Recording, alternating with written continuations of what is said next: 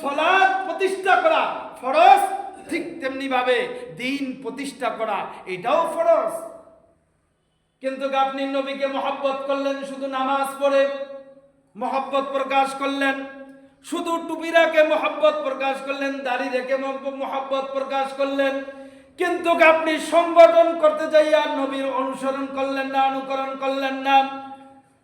আপনি কোরআন সুন্নাহ বিরোধী, কোরআন ও হাদিস বিরোধী, আল্লাহ রাসূল বিরোধী তাগুতি সংগঠন আপনি করলেন।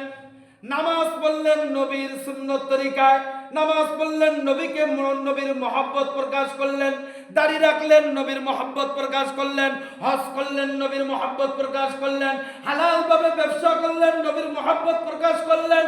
কিন্তু আপনি সাংগঠনিক ভাবে যাইয়া যখন সংগঠন করেন তখন নবীর ভালোবাসা ভুলে গেলেন, তখন তাগুতি সংগঠন আপনার কাছে ভালো, তাগুতি সংগঠন তখন আপনার কাছে ভালো লাগে, তখন আর ইসলামী সংগঠন আপনার কাছে ভালো লাগে না। অনেক